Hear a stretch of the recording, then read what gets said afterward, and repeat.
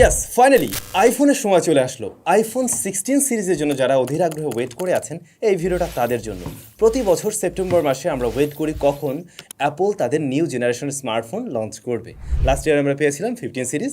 So finally এবার আসতে চলছে আইফোন 16 সিরিজ, এবং এরই জন্য যারা টেক এনথুজিয়াস্ট এবং অ্যাপল লাভার তারা অধীর আগ্রহে ওয়েট করে আছেন। তো চলুন জেনে নেওয়া যাক এবারের আইফোন 16 সিরিজে কী কী থাকছে নতুনত্ব। ডেফিনেটলি নতুন কিছু আছে, আবার একেবারে সুপার পরিবর্তন থাকবে না সেটাও আমরা জানি, কারণ ইহা আইফোন, অ্যাপলের ফোন হালকা একটু ঘষে মেজে নতুন রূপে চালিয়ে দেয়। বাই দ্য ওয়ে, যারা কিনা আইফোন 16 সিরিজের জন্য ওয়েট করে আছেন, কিনবেন চিন্তা করছেন, তারা যোগাযোগ রাখতে পারেন SMS গ্যাজেটের সাথে। বাংলাদেশে সবার আগে দেখবেন তারাই নিয়ে আসছে, এবং তাদের সব থেকে আপনারা কালেক্ট করতে পারবেন। ডিসক্রিপশনে তাদের সবের ইনফরমেশন মেনশন করা থাকলো। প্রথমত যে সমস্ত বিষয়গুলো শোনা যাচ্ছিল এবারের আইফোন 16 সিরিজে থাকতে পারে, এর মধ্যে হতেই পারে পোর্টলেস ডিভাইস, মানে আইফোন 16 সিরিজে পোর্ট থাকবে না। বাট বিশ্বাস করেন এমন কিছু হচ্ছে না, অবশ্যই পোর্ট থাকছে এবং USB টাইপ সি পোর্টই থাকছে। তারপরে শোনা যাচ্ছিল ফিঙ্গারপ্রিন্ট স্ক্যানার এবার অ্যাড হতে পারে, সেটা ইন ডিসপ্লে হতে পারে অথবা এরকম কিছু হতে পারে, কিন্তু না, সেরকম কিছুও থাকছে না। আবার এমনটাও অনেক আমরা রুমার শুনছিলাম যে ফোল্ডেবল কিছু আসলেও আসতে পারে আইফোনের তরফ থেকে, বাট না, সেরকম কিছু থাকছে না। তবে হ্যাঁ, ডিজাইনে কিছুটা পরিবর্তন থাকছে। প্রথমত প্রো এবং নন প্রো ভ্যারিয়েন্ট অবশ্যই থাকছে, যেমন iPhone 16, 16 plus, iPhone 16 pro, pro max. তো 16 এবং 16 প্লাস এই দুইটা ডিভাইসেই বিশেষ পরিবর্তনটা আপনি লক্ষ্য করবেন বা নোটিসেবল পরিবর্তন দেখা যাবে। ক্যামেরা মডিউলে এতদিন এই নন প্রো ভ্যারিয়েন্টে আমরা দেখতাম ডায়াগোনাল ক্যামেরা সেটআপ রয়েছে, মানে একটা ক্যামেরা এখানে আর একটা এখানে, এবং চার কোণা একটা মডিউলের ভিতরে থাকতো। বাট এবারে নতুন এই ডিভাইসগুলোতে ভার্টিক্যালি ক্যামেরা দেখা যাবে 16 এবং 16 প্লাসে। এর বাইরে ডিজাইনে খুব একটা পরিবর্তন দেখবেন না, যেমন স্কোয়ার বক্সি শেপের ফোন, সামনে গ্লাস প্রোটেক্টর রয়েছে, রিয়ার প্যানেলে গ্লাস রয়েছে, এবং বডি ফ্রেমটা মেটালে তৈরি। তবে এই নন প্রো ভ্যারিয়েন্টে টাইটানিয়াম থাকছে না, কিন্তু এই নন প্রো ভ্যারিয়েন্টে দুইটা নতুন বাটন যোগ হতে যাচ্ছে। আইফোনের এই নতুন অ্যাকশন বাটনটা এবারে শুধুমাত্র আমরা পেয়েছিলাম প্রো ভ্যারিয়েন্টে, বাট 16 সিরিজে গিয়ে নন প্রো প্রো সব ভ্যারিয়েন্ট আপনারা পেয়ে যাবেন। পাশাপাশি যোগ হচ্ছে একটা ক্যাপচার বাটন, যা মাল্টিফাংশনাল বাটন হিসেবে ব্যবহার হবে, মাল্টিপারপাস ব্যবহার করা যাবে মূলত ছবি তোলার কাজের জন্য। বা এই যে দেখুন, আমরা যখন ক্যামেরা দিয়ে ছবি তুলি তখন এখানে একটা বাটন হলে খুব সুবিধা হয় না? এবারে আইফোন এখানে নতুন একটা ডেডিকেটেড বাটনেই সংযুক্ত করে দিচ্ছে, যাতে করে আপনি আরও বেটার ওয়েতে ছবি তুলতে পারেন, আরও সহজেই ভিডিও রেকর্ড করতে পারেন। এছাড়াও এটা আরও multipurpose like zoom in out এরকম কোনো বিষয়ও থাকতে পারে, যতটুকু এখন পর্যন্ত রুমার শোনা যাচ্ছে। তো এই নন প্রো ভ্যারিয়েন্টে ভার্টিক্যাল যে ক্যামেরা সেটআপটা ওরা ব্যবহার করতে যাচ্ছে, এটা শুধুমাত্র ডিজাইনের জন্য না, এটার বিশেষ প্রয়োজন আছে। কিছুদিন আগে অ্যাপল ভিশন প্রো যে ওরা লঞ্চ করলো, ওইটার জন্য স্পেশাল ভিডিও শ্যুট করার প্রয়োজন হয়। তো ডায়াগোনাল শেপে যদি ক্যামেরা সেটআপটা থাকে, সেক্ষেত্রে ওই ভিডিও আপনি করতে পারতেন না নন প্রো ভ্যারিয়েন্ট দিয়ে। বাট এখন নন প্রো ভ্যারিয়েন্ট দিয়েও চাইলে আপনি ওই ধরনের ভিডিও শ্যুট নিতে পারবেন। এই হচ্ছে বিশেষ সুবিধা আর কি। যাই হোক, এর বাইরে ডিজাইনে তেমন কোনো পরিবর্তনই আমরা দেখছি না প্রিভিয়াস জেনারেশন থেকে। প্রতি বছরে অ্যাপল ইভেন্টে দেখা যায় তারা ক্যামেরা সেটআপটা নিয়ে খুব বেশি এক্সাইটেড থাকে এবং সেখানে মানে বড় ধামাকা দেখানোর ট্রাই করে। তো এবারেও নতুনত্ব থাকছে, যেমন প্রো ভ্যারিয়েন্ট আপনারা পেয়ে যাচ্ছেন এবারে পেরিস্কোপ জুম লেন্স ফাইনালি অ্যাপলের ফোনে। আচ্ছা, এদিকে যে নন প্রো ভ্যারিয়েন্ট, সেখানে মেইন ক্যামেরাটা 48 মেগাপিক্সেলের, পাশাপাশি একটা 12 মেগাপিক্সেলের শুটার রয়েছে, যা মূলত ওয়াইড অ্যাঙ্গেলে ছবি নেবে, এমনকি সেটা দিয়ে ম্যাক্রো ফটোগ্রাফিও করা যাবে।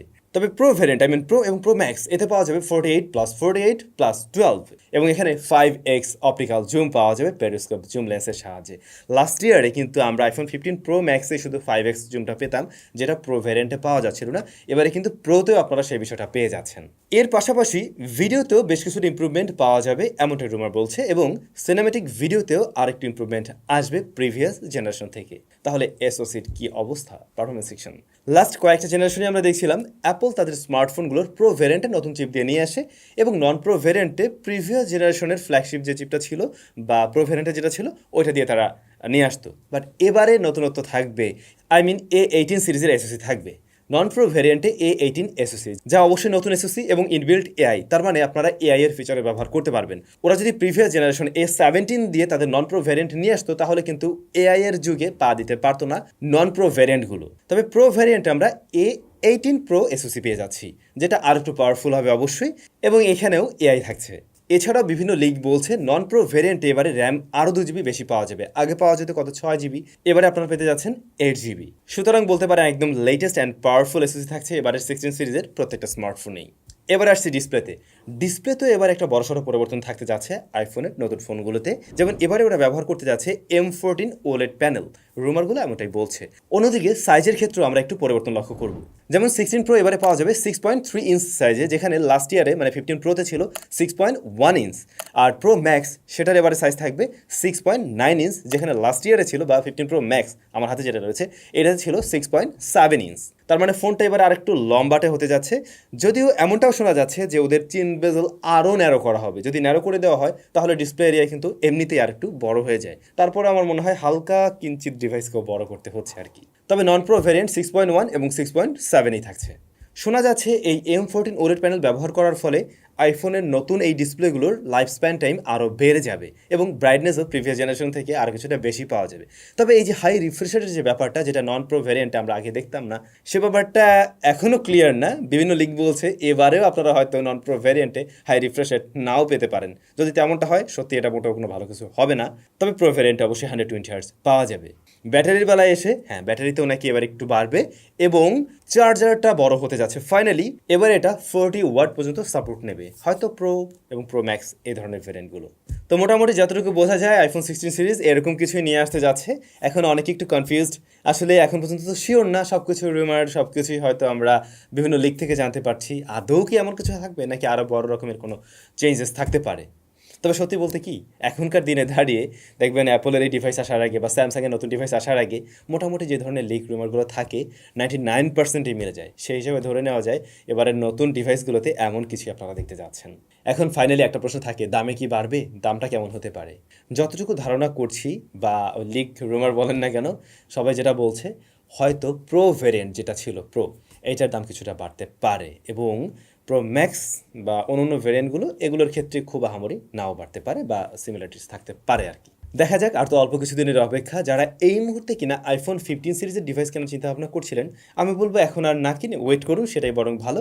আর তো মাত্র কয়েকটা দিন বাকি, দেখবেন যে ওই ডিভাইসগুলো চলে আসলে মানে 16 সিরিজের, দেন আপনি যদি 15এই নিতে চান আপনি 15 সিরিজ একটু কমে পাবেন। আর যদি 16 সিরিজই ভালো লেগে যায় তখন না হয় একটু বাড়িয়ে টেরিয়ে ওটা নিলে আরও বেশি ভালো হবে হয়তো, এই আর কি। তো আমরা ওয়েট করি, আসতে পরে অবশ্যই আপনারা ভিডিও পাবেন এবং অবশ্যই রিভিউ সব কিছুই পেয়ে যাবেন। সবাই ভালো থাকবেন, অনেক বেশি ভালো। দেখা হচ্ছে স্যামসাংয়ের ব্র্যান্ড নিউ ভিডিওতে।